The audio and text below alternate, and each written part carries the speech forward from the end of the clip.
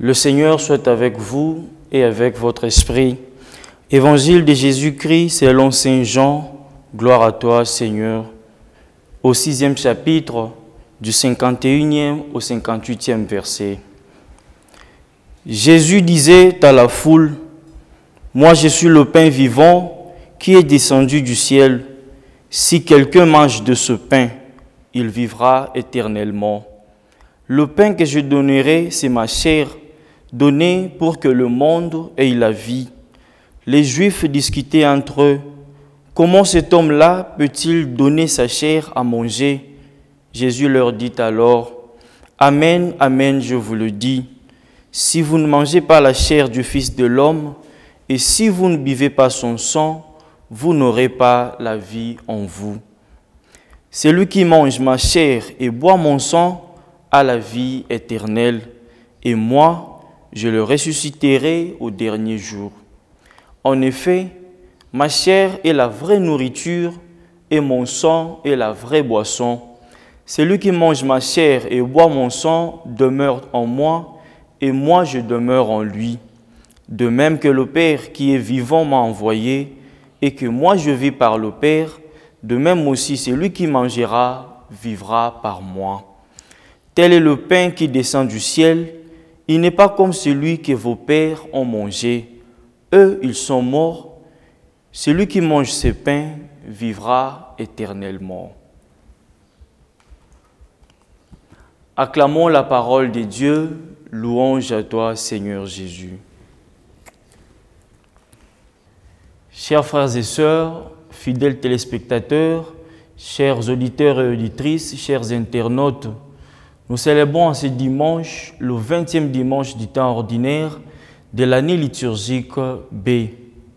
Si nous reculons un tout petit peu avant la fête de l'Assomption, les 2 dimanches qui ont précédé nous ont introduit à la question du discours sur l'Eucharistie présenté par le Seigneur Jésus-Christ au chapitre 6 de l'Évangile selon Saint Jean. Et aujourd'hui, la péricope évangélique que nous venons de lire s'inscrit justement dans la suite de ce même chapitre. Aujourd'hui également, le Christ se présente comme étant le pain vivant, le pain descendu du ciel.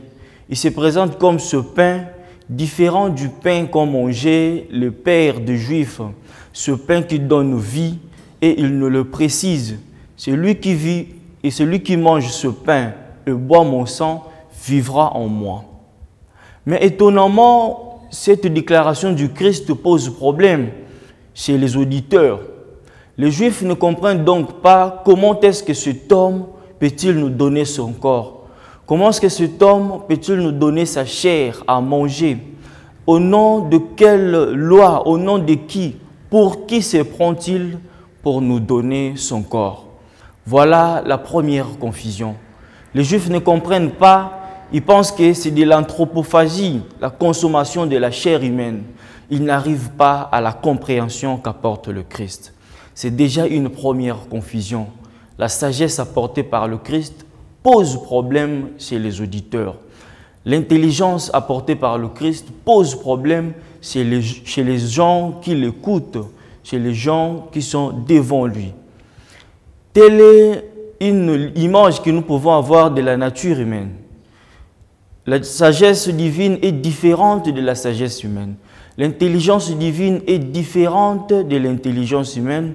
Et très souvent, nous n'arrivons pas à comprendre l'idéologie ou la logique divine.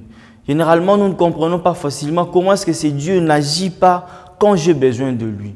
Souvent, nous avons besoin que le Christ agisse quand nous avons immédiatement besoin de lui, au moment où Dieu a sa logique à lui, au moment où Dieu a sa sagesse, au moment où Dieu a son timing dans l'agissement. C'est dans cette même logique que dans la première lecture, on nous parle également de la sagesse. Nous avons lu la première lecture tirée du livre des Proverbes. Le livre des Proverbes est catégorisé parmi les livres sapientiaux. Qui dit livre sapientiaux, dit livre qui parle de la sagesse.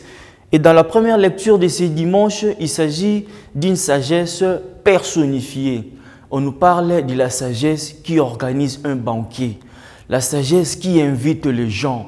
On le dira, venez vous tous, vous qui êtes irréfléchis, venez. La sagesse organise un banquet où non seulement il va nous nourrir et nous donner à boire, mais il va nous instruire, il va nous enseigner, il va nous faire quitter de la sagesse humaine à la sagesse divine. Voilà déjà une première réponse à la confusion qu'ont rencontré les Juifs dans l'Évangile. Le Seigneur se présente à nous aujourd'hui comme cette sagesse qui veut nous instruire. Et dans la logique humaine, nous ne comprenons pas parfois. Raison pour laquelle, si nous lisons la première lettre de Saint Paul apôtre aux Corinthiens, chapitre 1, versets 18 à 28, Saint Paul nous parle de cette sagesse comme étant une folie pour les Juifs, un scandale. Parce que ce que les hommes considèrent la croix comme une humiliation, pour le Christ, la croix est une glorification, est une élévation. Ce que la sagesse humaine considère comme étant une humiliation, dans la logique divine, représente tout autre. Raison pour laquelle, en ce dimanche, le message phare, le message principal qui nous est présenté, c'est que si nous voulons comprendre le vrai sens de l'Eucharistie auquel nous communions tous les dimanches, si nous voulons comprendre la logique divine, nous devons entrer dans l'école de la sagesse. Nous devons entrer dans l'école de ces dieux excellemment sages. C'est Dieu qui a la plénitude de la sagesse. C'est Dieu qui est la sagesse en plénitude. C'est lui qui va nous instruire.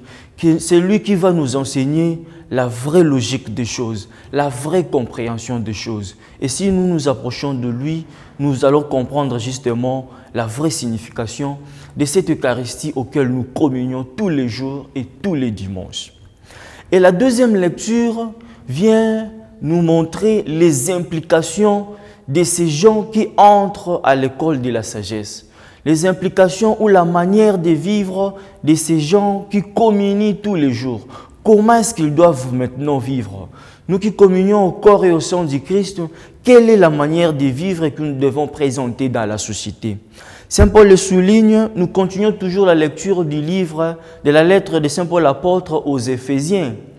Et aujourd'hui, Saint Paul continue en disant aux Éphésiens, il nous présente trois éléments qui constitueront désormais la caractéristique des chrétiens, de ceux qui communient au corps et au sang du Christ. Premièrement, il nous dit, rechercher la volonté de Dieu. Nous qui sommes chrétiens, nous ne pouvons pas vivre selon notre propre volonté.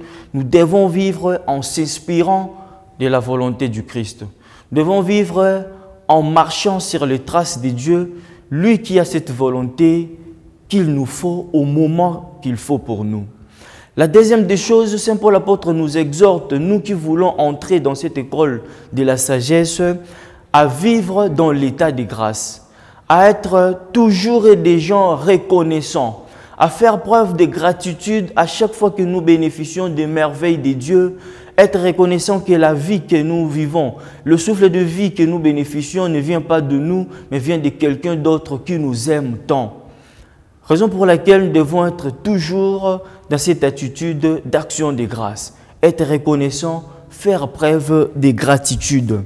Et la troisième et la dernière des choses qui nous est présentée en ce 20e dimanche, pour que nous soyons justement caractérisés comme étant les gens qui vivent dans l'action des grâces, c'est que nous soyons remplis de l'Esprit Saint.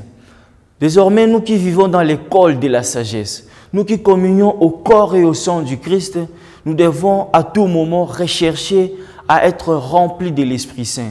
Si nous vivons non pas sous notre volonté, si nous vivons non pas sous notre mouvance propre, si nous nous laissons conduire par l'Esprit Saint, le monde entier saura découvrir cela en nous. Et désormais, nous serons justement ces fidèles disciples de notre Maître qui est pleinement sage, notre Maître qui se donne à nous comme étant Eucharistie et qui veut que nous vivions à lui, que nous demeurions en lui. Quand ce 20e dimanche, que nous fassions l'effort d'entrer et de vivre comme notre Maître qui est pleinement sage et qui veut nous nourrir de son corps et de son sang. Amen.